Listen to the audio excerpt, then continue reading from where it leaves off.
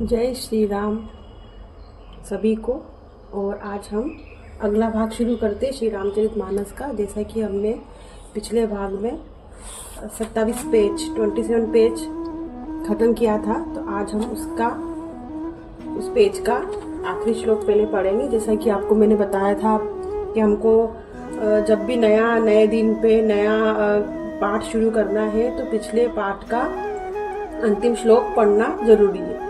राम भगति भूषित जिय जानी, सुनी हहि सुजन सराही सुबानी, कभी न हो नहीं बचन प्रबीनु, सकल कला सब विद्याहीनु। आज का नया अध्याय। आखर अर्थ अलंकृति नाना, छंद प्रबंध अनेक विधाना, भाव भेद रस भेद अपारा, कबित दोष गुण विविध प्रकारा। अर्थ जानेंगे इसका हिंदी में। नाना प्रकार के अक्षर, अर्थ और अलंकार, अनेक प्रकार की छंद रचना, भावों और रसों के अपार भेद और कविता के भांति भांति गुण दोष होते हैं। कबित विवेक एक नहीं मोरे, सत्य कहूँ लिखी कागद कोरे। इनमें से काव्य संबंधी एक भी बात का ज्ञान मुझ में नहीं है। यह मैं कोरे कागज पर लिखकर शपथ पूर्वक सत्य असत्य कहता हूँ। दोहा। भनीति मोरी सब गुण रहित विश्व, विदित गुण एक, सो विचारी सुनी हहि सुमति, जिनके विमल विवेक। मेरी रचना सब गुणों से रहित है, इसमें बस जगत प्रसिद्ध एक गुण है, उसे विचार कर अच्छी बुद्धि वाले पुरुष जिनके निर्मल ज्ञान है इसको सुनेंगे।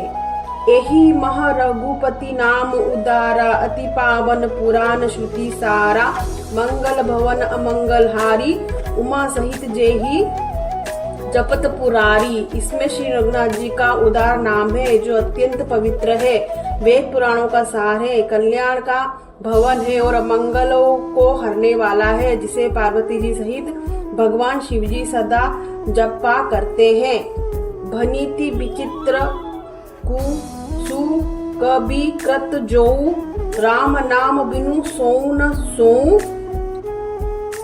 बीदू बदनी सब भांति सवारी, सोहन बसन बिना बर नारी। जो अच्छे कवि के द्वारा रची हुई बड़ी अनूठी कविता है, वह भी राम नाम के बिना शोभा नहीं पाती। जैसे चंद्रमा के समान मुख वाली सुंदर स्त्री सब प्रकार से सुसज्जित होने पर भी वस्त्र के बिना शोभा नहीं देती।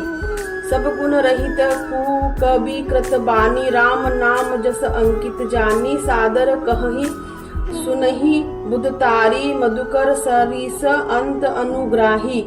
जिसके विपरीत कुकवि की रची हुई सब गुणों से रहित कविता को राम नाम एवं यश से अंकित जानकर बुद्धिमान लोग आदर पूर्वक कहते हैं और सुनते हैं, क्योंकि सत्यजन भोरे की भांति गुणों को ही ग्रहण करने वाले होते हैं। जदपि कबित रस एकहु नाही, राम प्रताप प्रगट एहि माही, सोई भरोस मोरे मन आवा, के ही न सुसंग बड़प्पुन पावा। यद्यपि मेरी इस रचना में कविता का एक भी रस नहीं है, तथापि इसमें श्री राम जी का प्रताप प्रकट है। मेरे मन में ही एक भरोसा है कि भले संग में भला किसने बड़प्पन नहीं पाया। धूमहु तजई सहज करु आई, अगरु प्रसंग सुगंध बसाई, भनीति बदेश वस्तु भली बरनी, राम कथा जग मंगल करनी। धुआं भी अगर के संग से सुगंधित होकर अपने स्वाभाविक कड़वेपन को छोड़ देता है। मेरी कविता अवश्य भद्दी है, परंतु इसमें जगत कल्याण करने वाली राम कथा रूपी उत्तम वस्तु का वर्णन किया गया है। इससे यह भी अच्छी ही समझी जाएगी। छ का मतलब होता है छंद। मंगल करनी कली मलहरणी, तुलसी कथा रघुनाथ की, गतिकूर कविता सरित ही ज्यों, सरित पावन पात की, प्रभु सुजन संगति, भनीति भली हो ही सुजन मन भवानी, भव अंग भूति मसान की, सुमीरत सुहावनी पावनी। छंद का अर्थ हिंदी में जानेंगे। तुलसीदास जी कहते हैं कि रघुनाथ जी की कथा कल्याण करने वाली और कलियुग के पापों को हरने वाली है। मेरी इस भद्दी कविता रूपी नदी की 4 पवित्र जल वाली नदी गंगा जी की चालाकी भांति टेढ़ी है। प्रभु श्री रघुनाथ जी सुंदर यश के संग से यह कविता सुंदर तथा सज्जनों के मन को भाने वाली हो जाएगी। शमशान की अपवित्र राख भी श्री महादेव जी के संग से सुहावनी लगती है और स्मरण करते ही पवित्र करने वाली होती है। दोहा, प्रिय लागी ही अति सबही मम भक्ति भनीति राम, जस संग दारू विचारू की करई कौ बदिया मलय प्रसंग। श्री राम जी के यश के संग से मेरी कविता सभी को अत्यंत प्रिय लगने लगेगी। मेरी मलय पर्वत के संग से काष्ठ मात्र चंदन बनकर वंदनीय हो जाती है। फिर क्या कोई काठ की तुच्छता का विचार करता है। श्याम सुरभिपय बिसद अति गुणद करही सब पान, गिरा ग्राम्य सिय राम जस गावही सुनहि सुजान। श्यामा गो काली होने पर भी उसका दूध उज्जवल और बहुत गुणकारी होता है, यही समझकर सब लोग उसे पीते हैं। इसी तरह गवारू भाषा में होने पे भी श्री सीता राम जी के यश को बुद्धिमान लोग बड़े चाव से गाते और सुनते हैं। मणि मानिक मकुता छवि जैसी अहिगिरी गज सिर सोहन तेसी, नृप किरीट तरुणी तनु पाई लही सकल शोभा अधिकाई। मणि माणिक और मोती जैसी सुंदर छवि है, वह सांप पर्वत और हाथी के मस्तक पर वैसी शोभा नहीं पाती। राजा के मुकुट और नवयुवती स्त्री के शरीर को पाकर ही सब अधिक शोभा को प्राप्त करते हैं। तैसे ही सुकबि कवित बुध कही उपजही अनत अनत छवि लही, भगति हेतु विधि भवन बिहाई सुमिरत सारद आवती धाई। इसी तरह बुद्धिमान लोग कहते हैं कि सुकवि की कविता भी उत्पन्न और कहीं होती है और शोभा अन्यत्र कही जाती है, अर्थात कवि की वाणी से उत्पन्न हुई कविता वहाँ शोभा पाती है जहाँ उसका विचार प्रचार तथा इससे कथित आदर्श का ग्रहण और अनुसरण होता है। कवि की स्मरण करते ही इसकी भक्ति के कारण सरस्वती जी ब्रह्मलोक को छोड़कर दौड़ी आती है।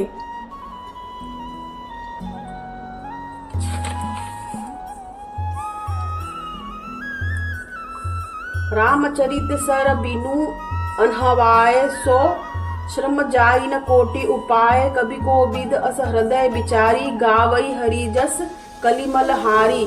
सरस्वती जी की दौड़ी आने की वह थकावट रामचरित रूपी सरोवर में उन्हें नहलाए बिना दूसरे करोड़ों उपायों से भी दूर नहीं होती। कवि और पंडित अपने हृदय में जैसा विचार कर कलयुग के पापों को हरने वाले श्री हरि के यश का ही गान करते हैं। किन्हें प्राकत जन गुण गाना, सिर धुनि गिरा लगत पचिताना, हृदय सिंधु मति सीप समाना, स्वाति शारदा कहीं सुजाना।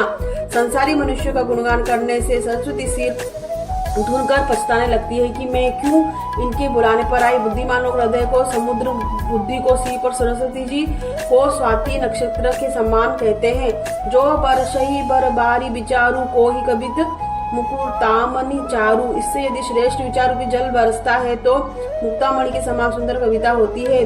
दोहा, जुगुति बेदी पुनि ओहि अहि रामचरित बन, बरताग पही रही सज्जन विमल उर शोभाति अनुराग। इन कविता रूपी मुक्तामणियों युक्ति से भेद कर फिर रामचरित रूपी सुंदर तागे में पिरोकर सज्जन लोग अपने निर्मल हृदय में धारण करते हैं, जिससे अत्यंत अनुराग रूपी शोभा होती है। वे अत्यंतिक प्रेम को प्राप्त होते हैं। जन में काली काल कराला कर, तब बायस बेश मराला, चलत कुपंथ वेद मग छाड़े, कपट कलेवर कलिमल भाड़े।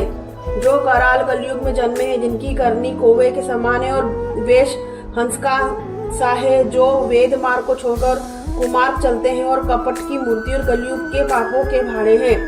वंचक भगत कहाई राम के, किंकर कंचन कोह काम के, तीन माह प्रथम रेख जग मोरी, दिंग धर्म ध्वज बधंदक धोरी। श्री राम जी के भक्त कहलाकर लोगों को ठगते हैं, जो धन लोभ क्रोध और काम के गुलाम हैं और धिंगा धिंगी करने वाले धर्म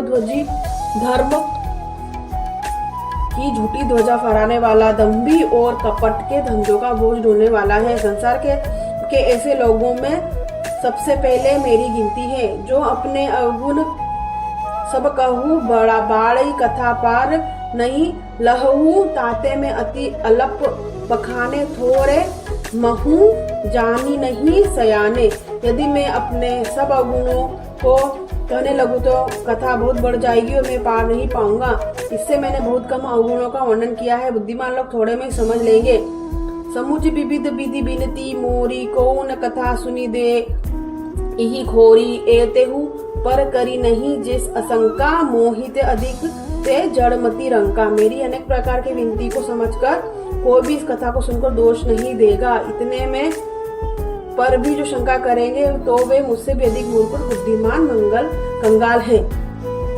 इसी के साथ आज का भाग हम समाप्त करते हैं। आज हमने पेज नंबर 30 का अंतिम श्लोक पढ़ा है, तो अगले भाग में हम पेज नंबर 31 से शुरू करेंगे।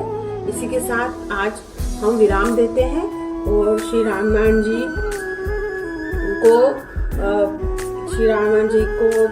साक्षात नमन करते हैं। और हम अगर हमसे कोई गलती हुई हो तो सभी देवी देवताओं को और सभी से हम क्षमा याचना करेंगे। हमसे कोई भी गलती हो इसको पढ़ने में, इसका वाचन करने में, तो हमें क्षमा करें। जय श्री राम।